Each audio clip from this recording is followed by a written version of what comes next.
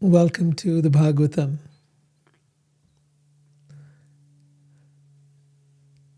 Today I'm here with a question for you. Does God protect us? You know, a lot of people turn to God for protection.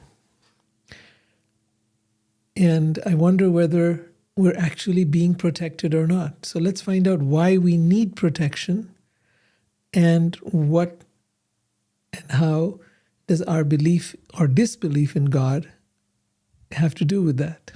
So let's start with the most fundamental question. What's the hardest part about being human? In my practice as a therapist, I have had the experience that most of us have a deep need to feel safe in the world. Abraham Maslow, in his Heirarchy of Needs, rates this as our primary need.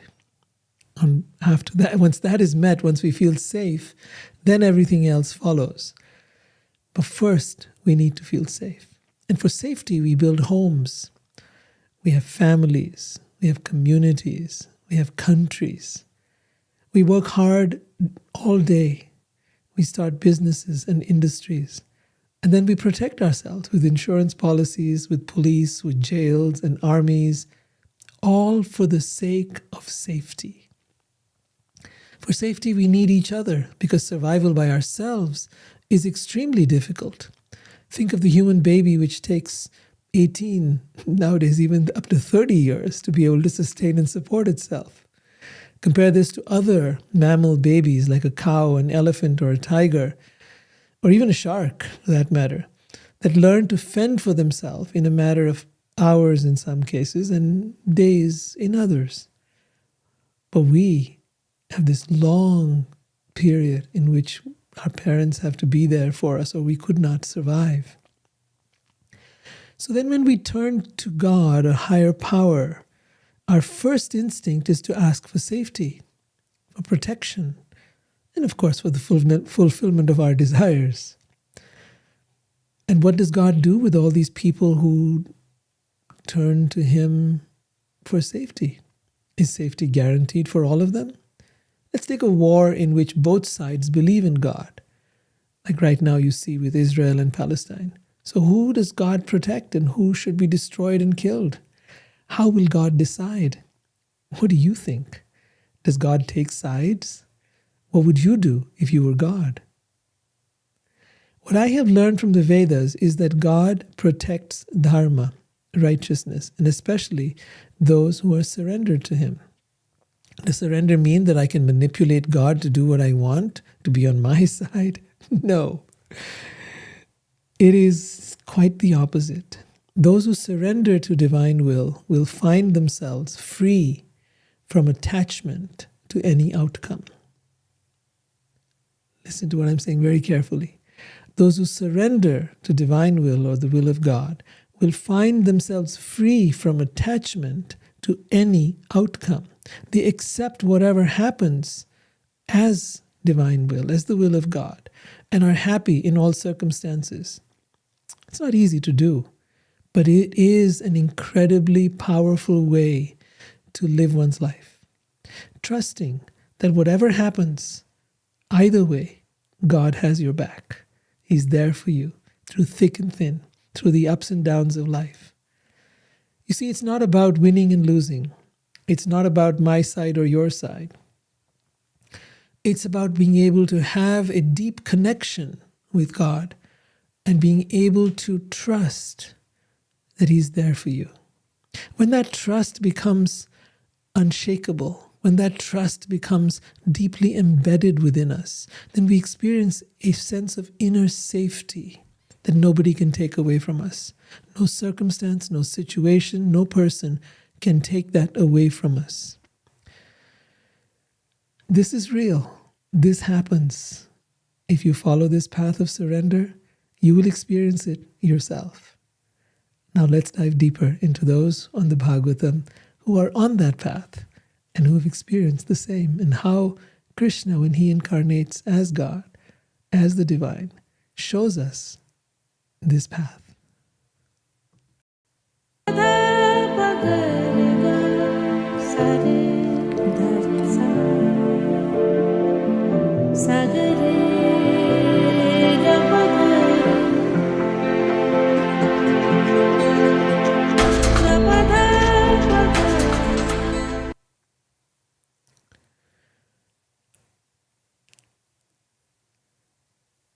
So we'll start with we'll resume with the story of Krishna. We've, in the last episode, been hearing about his birth. We've been hearing about how his parents were in jail. They'd been imprisoned by the king Kans, who was vicious and cruel. The king had been told that the eighth son of Vasudeva was going to kill him. And therefore this king Kans had been killing all of Vasudeva's children. Finally, when Krishna was born, Vasudeva had taken the baby out of the jail. Well, actually, he didn't quite do that. First, Krishna presented himself as his form as Vishnu, with 4 hands, a crown, fully decorated in gold and jewels, and stood in front of him and said, I have come to you as you prayed for me in all your lifetimes before to have me as your child. And I have come now. And Vasudeva and his wife Devaki were very, very afraid for the baby. They thought, oh my God, the king will kill you. And he says, no, don't worry about all that. So he then went back into being a baby in front of them, and his father had been instructed to take him out of the jail. At that moment, all the guards had fallen asleep, by divine arrangement, of course, and the father, Vasudeva, was able to walk out of the jail, carrying the baby across the river Yamuna into the home of Nanda, where Nanda and his wife had also had a baby, a little girl. And Vasudeva then put the little boy there and took away the little girl and brought the girl back to the jail. Kans, hearing that there was a baby girl born, first was tempted to not do anything, but then he's like terrified, because he was terrified that maybe it's this girl that's going to kill him now. So he then tried to kill the girl, and she emerged as the goddess Durga, Yoga Maya, who came. And so it's a whole completely incredible story, which you should really listen to the previous episode. Now we're at the next stage of that. And baby Krishna is now there at the home of Nanda. They believe they've had this baby. Tiny little baby Krishna is there in their home, and they're overwhelmed with joy. This is not the parents of Krishna, not the birth parents of Krishna. This is where Krishna was taken in the middle of the night. Okay? This is the home of Nanda and Yashoda. So now the king Nanda, and they were a cowherd community. So basically they raised cows and they milked them. They sold the products of those cows to community. And the head of all of them was Nanda. So Nanda and his wife Yashoda were overjoyed. In fact, Nanda was so magnanimous that when we found Krishna as his son, he was overwhelmed with jubilation. After bathing and dressing himself, he invited the Brahmins, the priests, to recite Vedic mantras and the birth ceremony for his newborn child. Nanda gave in charity to the Brahmins with great generosity, cows decorated with cloth and jewels, hills of grain covered with jewels and with cloth decorated with golden embroidery. Then, as the purificatory ceremonies for the birth were being performed, actually, there's a beautiful statement here in the Bhagavatam where it says, by bathing the body is purified. By purificatory ceremonies, like this birth ceremony that they're doing right now, and by other Vedic ceremonies, one's birth is purified. By austerities, the senses are purified. By worship and charity offered to the Brahmins, material possessions are purified. By satisfaction, when we are satisfied, the mind is purified. And by self-realization, the soul is purified. It's an incredible verse out here. And it really causes us to contemplate, how can we be satisfied? And it will only happen as we purify our mind. And how will we purify our mind? By being able to cleanse it. How do we cleanse it? by the chanting of the name of God. We chant the name of Krishna for that very reason, because that name and God are no different. And as we do that, Chaitanya Mahaprabhu says, the mirror of the heart becomes cleansed. The mirror of the heart, which is dirty and contaminated with false desires and ego, and all of that becomes purified. And as the mind is purified, we become satisfied. Interesting, isn't it? Why are we satisfied? Because all those desires suddenly disappear. What are the desires coming from? They're coming from this false sense of self, this false narrative that we have, that I need to prove my worth, that I need to be something, that I need to be significant, that I need to matter. And all that is ego-driven. So when the mind is purified, so is the ego. Man, buddhi, and ahankar. Right? The mind, the intelligence, and the ego are all purified. And then suddenly this big, huge chaos of the mind literally settles down and we become satisfied. Satisfied in every condition of life. Satisfied no matter which way things go. And then he says, by self-realization, the soul is purified. So what is self-realization? To realize who I am. Realize, not just know it intellectually, to feel it, to experience it, to get it. And what is it we're getting? That I'm not this body, I'm not this mind, I'm not my thoughts, I'm not my emotions, I'm not my feelings, I'm not my desires, I'm not my needs. That I'm the soul, this quiet inner space within me, that's the real me. And as I come to that realization, as it hits me deeply, my soul is purified. Purified meaning cleansed of all the contamination that was around it. And I wake up. And I can see things as they are now. And I'm no longer contaminated by my material desires, by my needs, by my fears, by my doubts, by my mind in general. So that's why the Vedic ceremonies were done as well, was to a purification. So the Brahmins recited auspicious Vedic hymns which purified the environment by their vibration. See, that's the same thing we were saying earlier. The chanting of the mantras, the chanting of Om, the chanting of the names of God, all purify us and the environment around us, our home, the people around us. It purifies the space we're in. The experts recited the histories of the Puranas, like the Bhagavad Purana, which we're reading from right now, while singers sang and many kinds of musical instruments played in accompaniment. Vrajapura, the residence of Nanda, Nanda is the father of Krishna, was decorated with festoons and flags. Gates were made with flower garlands and mango leaves, and everything within the home was perfectly swept and washed with water. The cows, the bulls, and the calves were decorated with peacock feathers, garlands, fabric, and golden ornaments. Everyone in the village was very pleased to hear that Yashoda had given birth to a son.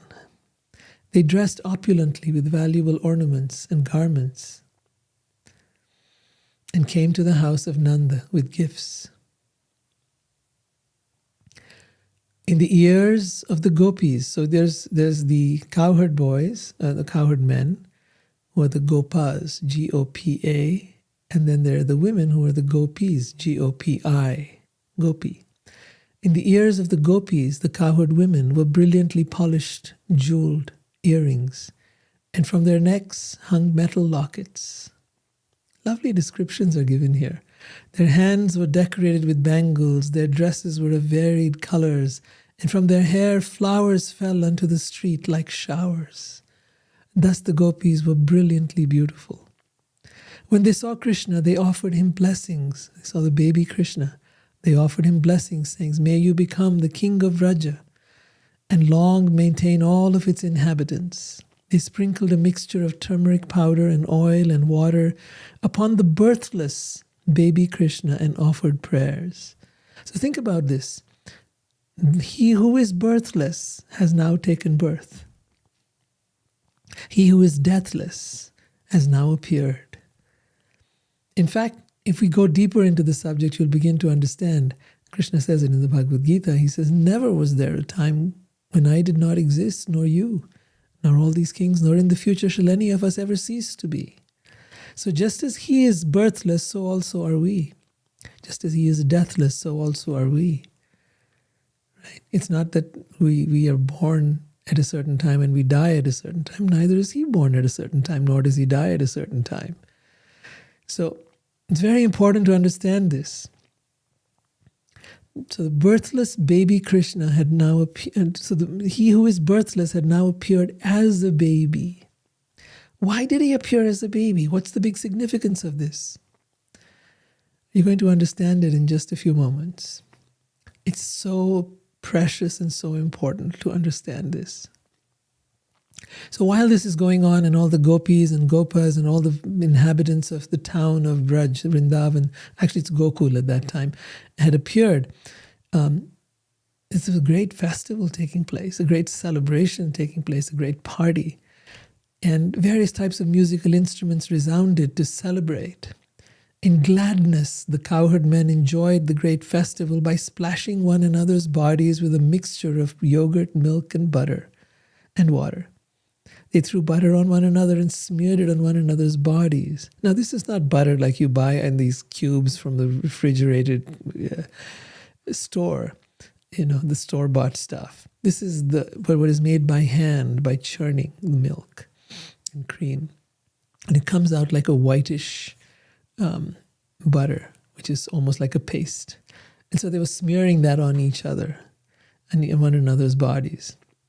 King Nanda, the father of Krishna, gave in charity clothing, ornaments, and cows to the cowherd men and satisfied everyone's desire. The home of Nanda is the eternal abode of Krishna, of the Supreme Godhead, and is therefore naturally endowed with opulence and wealth. So this is an important thing to know too. He is the eternal father of Krishna, and Yashoda is his eternal mother. They come here with him as part of his entourage to perform the Leela, to perform the pastimes.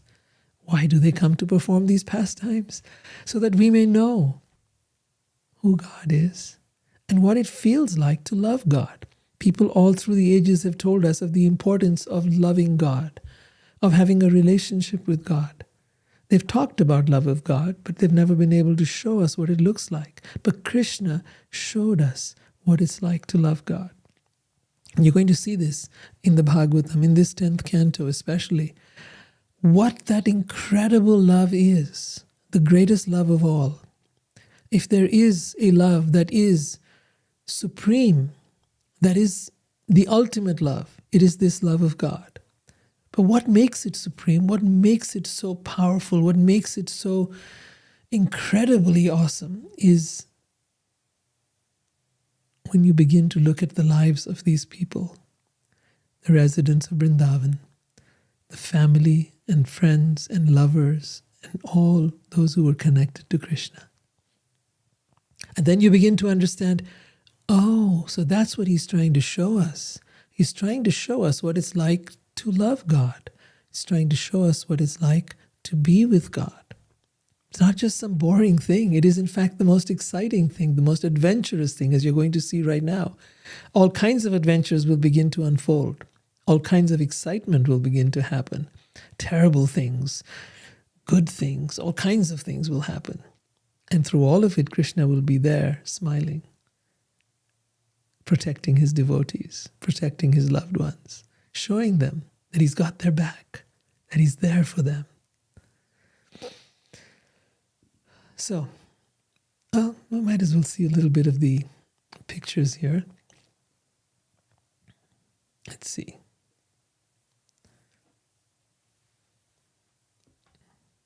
So these are the Brahmins performing the yajna.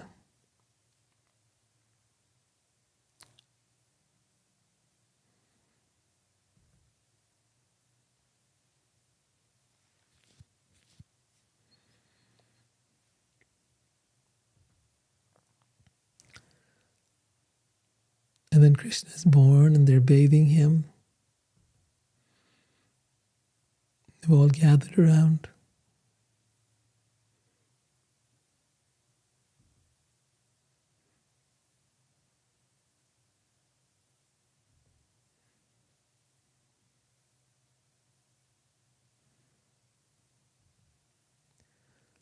And who is this incredible little baby? And how does he captivate everyone's heart? How does he reach into the depths of their longing and their desire and replace everything that we would ever want? He comes as the most attractive being. He comes as the most desirable. He comes to win our heart and our mind. Because you cannot suppress desire, but you can begin to desire something that is even better. And that's the only way you can overcome desire, is when your desire is overtaken by something even greater.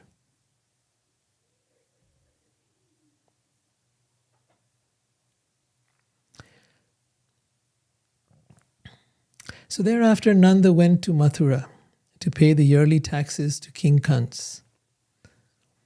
When Vasudeva, the birth father of Krishna, heard that Nanda, the person who he had given baby Krishna to in the middle of the night, and Nanda didn't even know that. Nanda didn't know that Krishna was actually Vasudeva's child. He had no idea. This was done in the middle of the night while everybody was sleeping, that Vasudeva had taken Krishna over to the house of Nanda and exchanged the babies, brought back their baby girl and left Krishna there. Because he was afraid that Kans would kill baby Krishna.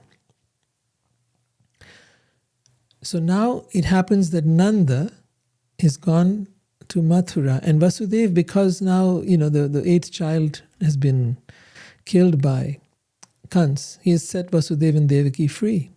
So Vasudeva and Nanda meet. And when they meet, that is to say, the birth father and now the adopted father, so to speak, but the adopted father doesn't know that Krishna is his adopted child. So when Vasudeva and Nanda meet, there's a great warm welcome. They're incredibly close friends. And Vasudeva meets his dear friend and hugs him, right? And when Nanda hears that Vasudeva has come, he's overwhelmed with love and affection, being as pleased as if his body had regained its life. Because he'd heard all this time that his friend Vasudeva was in jail and that his children had been killed. So seeing Vasudeva suddenly present, he got up and embraced him with both arms. Vasudeva then sat down and inquired about his own two sons because of intense love for them, that is to say Krishna and Balaram, who were now in the home of Nanda. My dear brother Nanda, you had no son, and because of your advanced age were hopeless of having one. Therefore this is a sign of great fortune. It is also a good fortune that I am seeing you. I feel as if I have taken birth again. So there are two reasons why he's feeling so incredibly fortunate. A, he gets to meet his old friend. But B, he gets to inquire about his children, Krishna and Balaram. Although we are intimately related with friends and family members, we are unable to stay together because of our varied past deeds and waves of time. Right? So even so often you may be very fond of a particular family member or even a friend, but then you're separated just by the waves of time. My dear friend Nanda, in the place where you are living, is the forest favorable for the cows? I hope there is no disease or inconvenience. My son Baladev is being raised by you and your wife, Yashoda, and considers you his father and mother. Is he living peacefully in your home with his real mother Rohini? When one's friends and relatives are properly situated, then the Trivarga, Dharma, Artha and Kama, there are four things mentioned in the Purusharthas, four things that every human being should pay attention to in the course of their life. And those four things are Dharma, that is the practice of your duties in terms of family, in terms of your country, in terms of doing the right thing, in terms of following the path that ultimately will lead to God. So Dharma, that is your duties and responsibilities. Artha, being able to make money, we all need that. And Kama, which is sense enjoyment.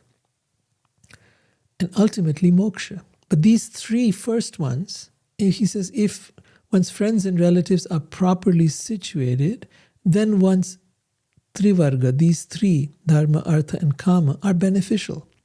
Otherwise, if one's friends and relatives are in distress, these three cannot offer any happiness. Right? So no matter how much money you have, if your friends and relatives are in distress, then you're not going to be happy.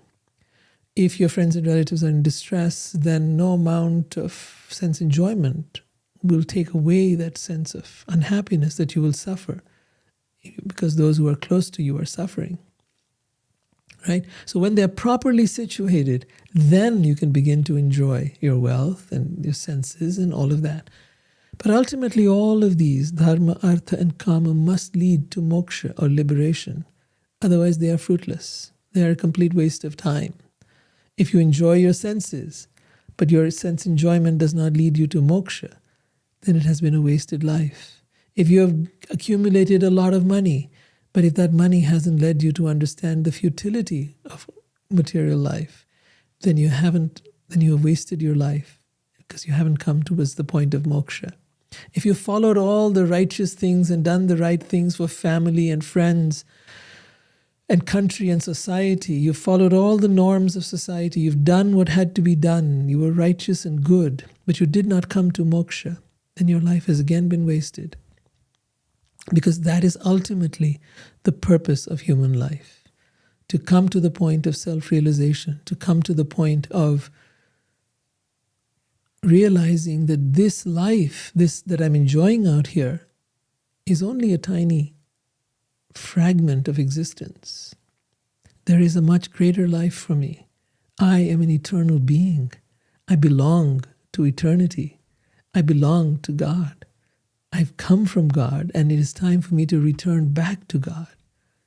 But that awareness can only come through listening, through trying to understand our spiritual insight and wisdom about who we are. Then Nanda continues. He says, "Alas, King Kans killed so many of your children, even your daughter, the youngest child of all. Everyone is controlled by destiny, which determines the results of one's karmic activities. Destiny is the ultimate controller of everyone." So what is destiny? Destiny comes from our karma. And we do not know what part of our karma leads to which kind of things, which kind of good or bad things, desirable and undesirable things. See, ultimately, good and bad comes down to just that, what is desirable and what is undesirable. And destiny basically is the controller of everyone. That's what he's saying here. What does it mean, destiny controls everyone? Meaning we're not in control. We think we're in control. We think we're doing so much. But, the rich person and the poor person, they all work really hard. Yet one makes millions of dollars per hour or minute, even some cases, and another barely makes a survival income. What is it that causes that? It's not hard work. What causes one to be able to accumulate millions while another slaves for bare survival? Right? What gives one the intelligence and the other one not? What gives one the ability and the other one not? Is it God who is playing dice with all of us? Or is there something else in control? Is destiny matter of luck? According to the Vedas, no, it's not. It's about one's karmic activities. Your karma now is creating your destiny. Your karma in the past created where you are now. That includes the things you did in this life. It doesn't just mean what you did in previous lives. It's what you did in previous lives combined with what you've done in this life. Now, karmic results bear fruit over time. Some things, like weeds in the ground, come up immediately. And others, like fruits, might take weeks, months, years, sometimes even a decade for that tree to bear fruit. So some karmic results come up in a matter of days or minutes, and others come up over years, and others come up in different lifetimes. It's all kind of very complex in that sense. But what we do need to understand is that there's no point blaming others. There's no point blaming God. There's no point blaming anybody.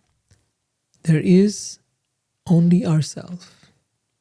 And in that, it's very important to know, if I want to clear the score of my destiny, of my karma, then what's the path to doing that? And Krishna says it very clearly in the Bhagavad Gita. He says, Sarva dharma parityajya mam ekam sharanam braja. That just surrender unto me, and I will free you of all karma, and I will take away your sinful reactions, and I will free you to come back to me, and I will give you moksha. But what is the price? Surrender. What is surrender? That I give myself to you. You are mine and I am yours. Right? In that connection, in that bonding, in that sense of belonging, yes, everything is wiped out. But if you go right back into your selfishness, into your greed, into your sense of I did this and I am this and this is mine, then you're back to I, me, and mine. And as long as you're back there, well, you're back to square one. You're back in the karmic cycle. So then Vasudeva, the birth father of Krishna, says to Nanda, he says, my dear brother, do not stay in this place for many days. It is better to return to Gokul, since I know that there may be some disturbances there. Now Vasudeva knows something that Nanda does not know. Vasudeva knows that Kans is up to no good. That Kans, the king Kans, who had imprisoned him, is going to be trying to kill all the children. He knows of this. And so he's warning Nanda. So then Nanda and his associates, they yoked their bulls to their carts and returned to Gokul. Now Gokul, keep in mind, was the place where Krishna is now. On the way home, Nanda contemplated. Vasudeva's words could not be false or useless. There must be some danger of disturbance in his village. As Nanda thought about the danger for his beautiful son Krishna, he was afraid, and he took shelter of the Supreme Being. That's an interesting statement. Krishna is the Supreme Being, and yet Nanda, his father, is afraid for him because he doesn't know that. He's not aware of that. Krishna doesn't want him to be aware of that. Krishna wants him to experience what it is to love God as his own child, to want to protect God. He who is indestructible, God, is enjoying the experience of having someone worry about his welfare. You see, it's a complete role reversal. And to do that, Nanda is now taking shelter of the Supreme Being, who he would probably have known as Vishnu. And so he's taking shelter of Vishnu and the Supreme Being, and he's saying, please help my baby. Please protect him. So he's asking God to protect God, essentially. My dear king, wherever people engage in chanting and hearing about Vishnu, there cannot be any danger from bad elements. Therefore, there was no need for anxiety, while the Supreme Godhead himself was personally present in Gokul. So yeah, there was no need for anxiety, because Krishna himself, the Supreme Being himself, had incarnated. There was nothing to worry about, and yet, as a father, Nanda was worried. Every parent knows that feeling. Every parent knows the feeling of being protective about their child, and that's the feeling he was having. Now, Kans had sent out a whole bunch of his followers who were asuras, demons. And these demons, he had sent them out to kill all the babies that were born around that time when Krishna was born. Because he'd heard from Yogamaya, or who is Durga, that the one who was going to kill him had already taken birth. He didn't know where he'd taken birth. So he's saying, all right, let's kill all the babies, all of them that were born around this time. And so he'd sent out his different asuras, demons, to do the killing for him. And so one of them was Putana. We're going to come across, in fact, three of them, right, in this particular episode. One of them was Putana. Putana had previously engaged and was rather busy engaged in killing the babies that she would find, wandering about towns, cities, and villages, doing her nefarious duty. One day she arrived in Gokul. This is the home of Nanda and Yashoda, where Krishna is. So she arrived in Gokul, and by her mystical powers, she converted herself into a very beautiful woman and entered the home of Nanda and Yashoda. Her hips were full, her waist slim, and her breasts large and firm. She was dressed very nicely. Her hair adorned with flowers was scattered about her beautiful face. Remember, she's taken up this guise. She's able to change form. She's able to become whatever she wants to become, look like however she wants to look. Her earrings were brilliant, and she smiled very attractively, glancing upon everyone. Her beauty drew the attention of everybody, including the men, especially the men. When the women, the gopis, they saw her, they thought, oh, Lakshmi, the beautiful goddess of fortune, has come to see her husband, Krishna. We tend to romanticize things, don't we? Without asking anyone's permission, Putana entered Nanda and Yashoda's bedroom. And when she saw the baby Krishna sleeping, his unlimited power covered like a powerful fire covered by ashes, she could understand that this child was not ordinary. Krishna, the all-pervading Paramatma, so he is the supersoul. He's present in everyone's heart. He's present everywhere. He was lying on the bed as a baby, and he understood that Putana, a witch who was expert in killing small children, had come to kill him. Therefore, as if afraid of her, Krishna closed his eyes. And Putana took him upon her lap, just as an unintelligent person places a sleeping snake on his lap, thinking the snake to be a rope. The Rakshasi Putana. So Rakshas is a man-eating person, a human-eating person, right? Putana's heart was fiercely dangerous and cruel, but she looked like a very affectionate mother. And on seeing her within the room, Yashoda and Rohini, overwhelmed by her beauty, did not stop her, but remained silent because she treated Krishna like a mother. Putana placed Krishna on her lap and pushed her breast into his mouth. The nipple of her breast was smeared with a dangerous, immediately effective poison.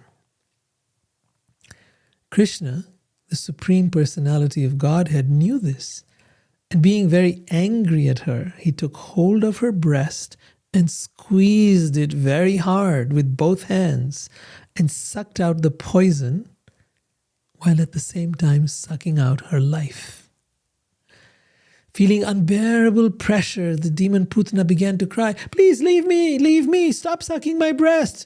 Perspiring, her eyes wide open and her arms and legs flailing, she cried very loudly again and again. As Putana screamed loudly and forcefully, the earth trembled, all directions vibrated, and people feared that thunderbolts were falling upon them.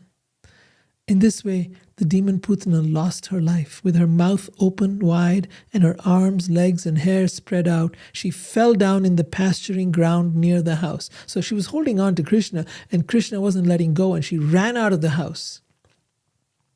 Right? And Krishna wasn't letting go. He's just sucking out the life from inside her. And she fell down somewhere in the fields near the house. And this disguise that she'd come in was all gone, and now her original form as a Rakshasi, as a demon, as a man-eating being emerged. When the gigantic body of Putana fell to the ground, it smashed trees and appeared extraordinary. Her mouth was full of sharp teeth, each resembling the front of a plough. Her nostrils were deep like mountain caves, and her breast resembled big slabs of stone fallen from a hill. Her scattered hair was the color of copper. The sockets of her eyes appeared like deep, blind wells. Her fearful thighs resembled the banks of a river. Her arms, legs, and feet seemed like big bridges, and her abdomen appeared like a dried-up lake. She was huge. She was huge. The hearts, ears, and minds of the cowherd men and women were already shocked by Putana's screaming, but when they saw her body, they were even more frightened. Without fear, the child Krishna was playing on the upper portion of Putana's breast. And when the gopis, the cowherd women, saw the child's wonderful activities, they immediately came forward with great jubilation and picked him up. Mother Yashoda and Rohini, along with other elderly gopis, waved about the bushy tip of a cow tail This is a way to create auspiciousness or to, remove evil spirits. They wave the bushy tip of a cow tail to give full protection to the baby Krishna. Then they did various ceremonies and prayers to give him protection.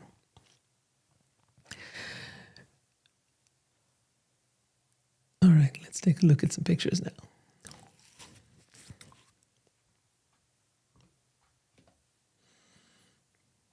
So that's when she's picked up baby Krishna.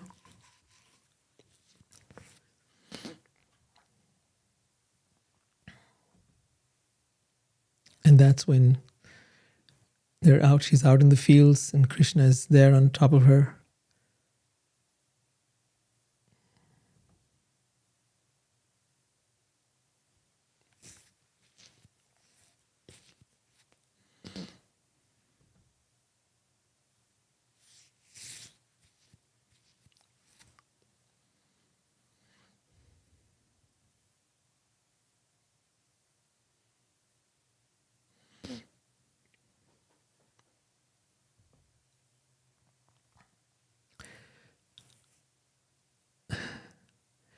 One can vanquish evil spirits simply by uttering Vishnu's name, for when the holy name resounds, all of them become afraid and go away. Keep this in mind. If ever you feel the presence of some negative energies or evil spirits around you, simply by uttering Vishnu's name or Krishna's name, Hare Krishna, Krishna Krishna, Hare Hare, Hare Ram, Ram Ram, Hare Hare, or just Krishna, Krishna, Krishna, you will find that this sound vibration drives away any evil spirits. They will become afraid and go away. All the gopis headed by Mother Yashoda were bound by maternal affection. They were bound by maternal affection. And thus they chanted various mantras to protect the child. Mother Yashoda gave baby Krishna the nipple of her breast to suck and got him to lie down on his bed. Now, I wanted to come to this. You see, this love of the mother for the child is something so natural, so profound, so deep, so unconditional. And that is why God, the Supreme Being, wants to experience that. And that is why he has these Leela and these pastimes, so that he can experience this. After all, what's the fun of being God who's, almighty and all-powerful and sitting on a throne? And where's the love? Where's the love? At the most, you're going to go, Your Highness. You're going to go, oh, Supreme Being, I bow down to you. I honor you. I worship you. I adore you. But you're not going to feel that love. The love a mother feels for her baby. Think about that. He's longing for that love. He's wanting that love. And here it's being given to him. And it's not just Mother Yashoda. It's all the other ladies as well who were around. They're all bound by maternal affection. They're all feeling that sense of motherly love for Krishna. They're all wanting to protect him. They're all worried about him. And here he is. He's showing he can protect himself from anything and everything. And yet, they're worried about him. Later, the cowherd men headed by Nanda returned from Mathura. So they have still not returned, but they've now returned. And when they returned, they saw the gigantic dead body of Putana on the way, and they were struck with great wonder. Nanda exclaimed, "My dear friends, it seems that Vasudeva was right. He's become a great master of mystic power. How else could he have foreseen this calamity and predicted it to us?" The inhabitants of Braja cut the gigantic body of Putana into pieces with the help of axes. Then they threw the pieces far away, covered them with wood, and burned them to ashes.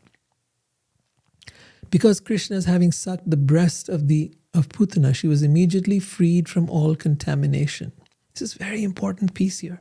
She was immediately freed from all contamination. Why? Because he had sucked her breast. Her sinful reactions automatically vanished. And therefore, when her gigantic body was being burned, the smoke emanating from her body was fragrant like incense. This demoniac woman had been purified. by Krishna sucking out her life. Putana was always hankering for the blood of human children, and with that desire she had come to kill Krishna. But because she offered her breast to the Supreme Lord, she attained the greatest achievement. What then is to be said of those who have natural devotion and affection for Krishna as mothers, and who offer him something very dear, as a mother offers something to a child? Krishna embraced Putana's body with great pleasure and sucked her breast. Although she was a great witch, she attained the position of a mother in the transcendental world, and thus achieved the highest perfection. What then is to be said of the cows whose nipples Krishna sucked with great pleasure, and who offered their milk very jubilantly with affection exactly like that of a mother? The Supreme Godhead Krishna is the bestower of many benedictions, including liberation, kaivalya, or oneness with the Brahman effulgence, with the light, right? He is the one who awards that kind of benediction or that kind of liberation, that merging with the oneness of the light. But this is an even greater state than that merging with the oneness. This ability to have a relationship with God, this ability to be able to have a maternal relationship in this case, and later we'll talk about a friendship, and we'll talk about romantic love with God as well. We're going to go into all of those as the Bhagavatam progresses. But right now we're starting with this because he's still a baby. The gopis always felt maternal love for him, and Krishna sucked their breasts with full satisfaction. So many of the gopis, the ladies around, would come and offer their breast for Krishna to suck and take milk from them.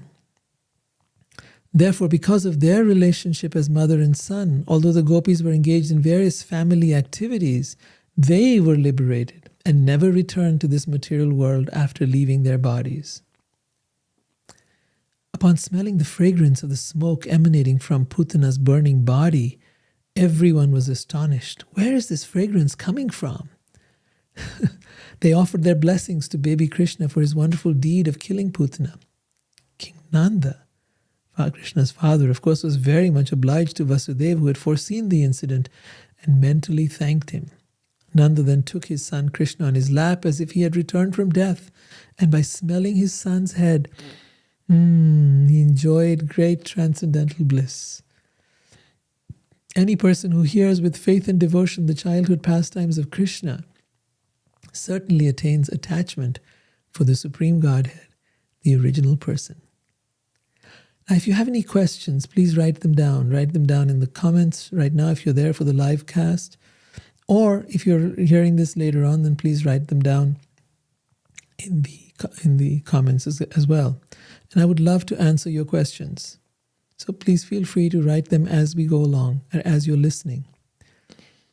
Also, if you're watching the video later on YouTube or Instagram, please feel free to like and subscribe, because that really helps us. All right, we'll do a little bit more. King Parikshit asks a question. So King Parikshit is the one who's listening to this whole narration, which is being given by the great sage Shukdev, who's narrating these incidents. Parikshit asks, the various activities exhibited by the incarnations of the Supreme Godhead are certainly pleasing to the ear and to the mind. Simply by one's hearing of these activities, the impurities or anarthas in one's mind immediately vanish. It's a powerful thing. When you're hearing this, the impurities in your heart will vanish. Then he says, generally we are reluctant to hear about the activities of God. But Krishna's childhood pastimes are so attractive that they are automatically pleasing to the mind and the ear. Thus one's attachment for hearing about material things, which is the root cause of material existence, vanishes. And one gradually develops devotion and attachment for Krishna, as well as friendship with his devotees. Consider what he's saying here, and this is so important. That we are all attached to hearing about material things. So whether that material thing is the news, or whether that material thing is about the solar eclipse, or whether it's about anything else that's going on, gossip around the movie stars, or gossip about something that's happening in our neighborhood or amongst our friends, we're attached to hearing about material things, and that is the root cause of material existence. But when we develop an attachment to hearing about God, and especially when you hear it in this most endearing way of hearing the childhood pastimes of Krishna, which are so attractive that they're automatically pleasing to the mind and ear, then you develop an attachment to hearing about Him. And as that attachment develops, so does your devotion. And so does your love. Because just like when you hear about someone, you get to like them. And as you get to hear about them even more, you get to fall in love with them. And that's the whole process here. So King Parikshit is saying, please describe more pastimes of Krishna. He's developing this eagerness, this utsaha, this sense of excitement and wanting to know more. Tell me more. Please describe more pastimes of Krishna, the Supreme Being, who appeared on this planet Earth, imitating a human child and performing wonderful activities.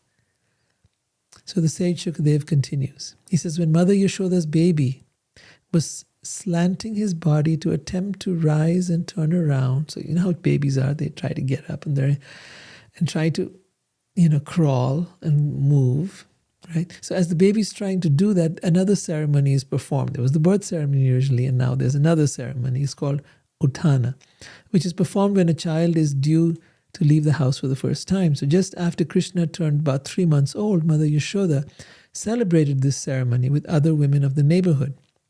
The Brahmins chanted Vedic mantras. Professional musicians also took part. After completing the bathing ceremony for the child, Mother Yashoda received the Brahmins by worshipping them with proper respect and gave them food grains and eatables, clothing, cows, and garlands. When Mother Yashoda saw that baby Krishna was feeling sleepy, she lay him down on the bed until he was fast asleep. Or rather, actually, she lay down on the bed with him until he was fast asleep. And then she brought him outside where she was because she was getting busy receiving the guests. And as she was socializing and meeting everyone, she did not hear her baby crying for his mother. At that time, Krishna, demanding to drink the milk of his mother's breast, angrily threw his legs upward. Now, she had placed him under a handcart. Yashoda had placed him under a handcart in a corner of the courtyard. And although his little legs were as soft as leaves, when he struck the cart with his legs, it turned over violently and collapsed. The wheels separated from the axle, the hubs and spokes fell apart, and the pole of the handcart that connected the wheels broke. On the cart there were many little utensils made of various metals, all of them scattered hither and thither. When Mother Yashoda and the ladies and men who had assembled for the festival saw the wonderful situation, they began to wonder how the handcart could have collapsed by itself. They began to wander here and there, trying to find the cause, but were unable to do so. They began to contemplate, how had this thing just happened? Is it the work of some demon or evil energy, they asked. At that time, the small children present asserted that the cart had been kicked apart by Krishna, baby Krishna, this little 3-month-old baby. As soon as he had kicked the cart's wheel, the cart had collapsed. There was no doubt about it. The adults, unaware that Krishna is always unlimited, could not believe that baby Krishna had such inconceivable power.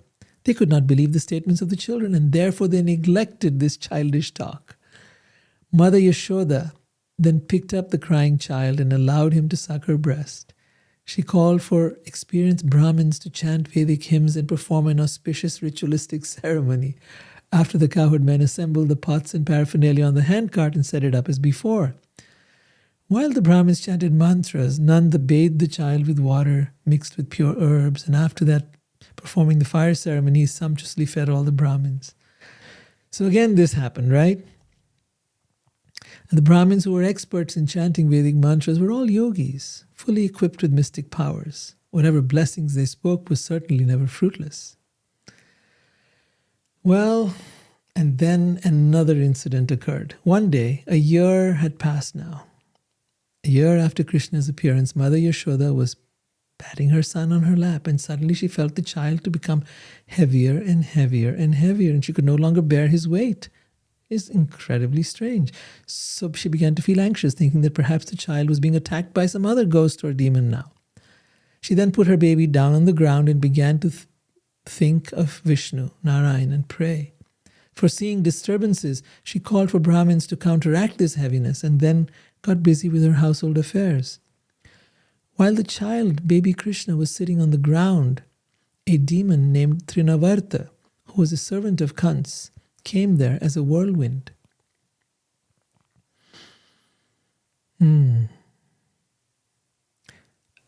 At Kans's instigation, so Kans had sent him, and he very easily carried the child into the air. Covering the whole land of Gokul with particles of dust, he covered everyone's vision and began making a fearful sound. For a moment, the entire pasturing ground was overcast with dense darkness from the dust storm, and Mother Yashoda was unable to find her son where she had placed him. Because of the bits of sand thrown about by Trinavarta, people could not see themselves or anyone else, and thus they became very disturbed. So it's like a typhoon, like a tornado. Unable to find her son, Mother Yashoda fell to the ground and began to lament pitifully. The gopis, the cowherd women, too felt aggrieved and joined Mother Yashoda in crying, their eyes full of tears. Having assumed the form of a forceful whirlwind, the demon Trinavarta took Krishna very high into the sky. And when Krishna became heavier than the demon, so Krishna started becoming heavier and heavier and heavier. The demon then had to stop his force and could go no further.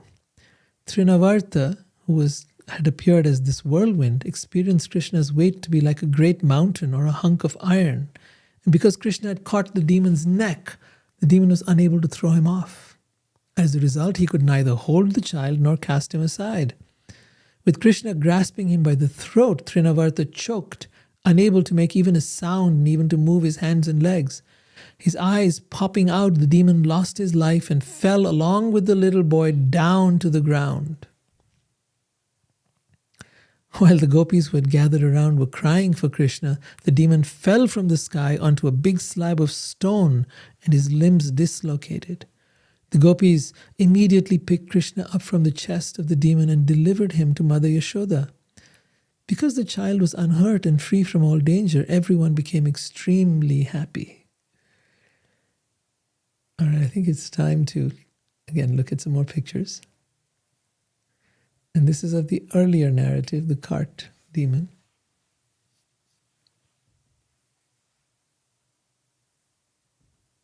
Krishna was under the cart, the baby. This is when he was 3 months old.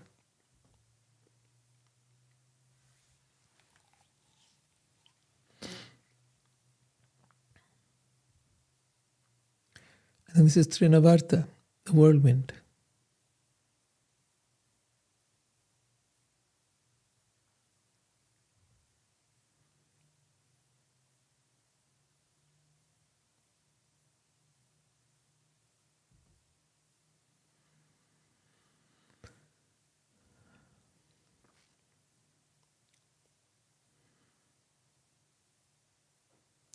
It is most astonishing that although the innocent child was taken away by the Rakshasa, the demon, to be eaten, he had returned, the baby had returned without having been killed or even injured. They began thinking, the residents of Gokul, his parents and everybody else, began thinking that an innocent person is always protected by God and a sinful person is always vanquished for his sinful life. So they thought of Krishna as just this innocent boy. King Nanda said, we must previously have performed some good deeds, as a result of which this boy, although faced with death, has returned to give happiness to his relatives. Having seen all these incidents, Nanda, Krishna's father, became more and more astonished and remembered the words spoken to him by his friend Vasudeva. All right, I'm going to stop with that, and I'd like to open things up for questions. I'd like to see if any of you have any thoughts or questions here, and let's take it from there. So I see here that some of you are back online. Thank you for being here. I see that Ranjan is here. Thank you, Ranjan, for being here, and Cindy and Swati and Ray. Thank you for all your love and support. It's always meant so much to me that you're here. It really means a lot. I must tell you that if it weren't for your support, I would not be able to do this. But it's been a year and a half we've been doing the Bhagavatam, and I've been able to sustain all of this because of you. So thank you so much. Any thoughts, any questions, any kind of question even. Doesn't matter.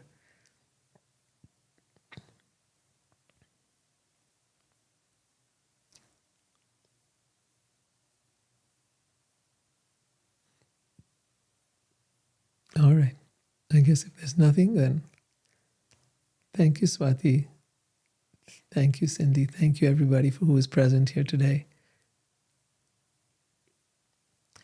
And those of you that haven't, some people are just joining in right now, just know that the recordings will be there on Instagram and on YouTube.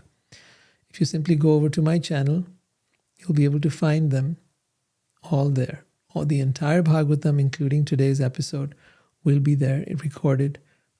You can watch it on your TV, you can watch it on your phone, on your iPad, wherever you like. Just go to Spiritual Wisdom Academy. That's now the new word, new name, Spiritual Wisdom Academy. You're going to find it all there. Or my name, Rohit Juneja. Cindy has a question. Yay!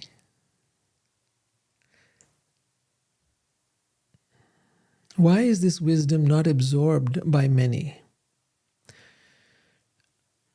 I think I like your word, absorbed. Absorption has to do with what are we absorbed in.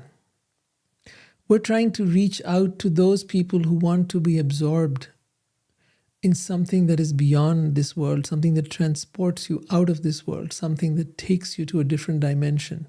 We are so absorbed in this dimension. We are so absorbed in the things of the world, right? Absorbed in watching TV or listening to the stories of the world or listening to the news or any of that kind of stuff, reading stuff on our phones, Instagram, social media, so many things that are there to distract us. And then, of course, there's friends and relatives and family and everything else. This program is for those who want to get out of that, who want to liberate themselves. And liberation is not something that happens just in terms of renouncing the world or putting on a certain robes or garments. No. Renunciation has to do with moving your attachment, your absorption from the world to God. And how do you do that? You do it by this, by listening, by meeting with others who are of similar interest, and by practicing on your own at home, taking these teachings home and practicing them. That's how you actually become absorbed in these matters. I find that if I don't take time out every day to be able to chant about and read and listen to these narratives, to the names of Krishna, to meditate on them, then I find myself feeling empty.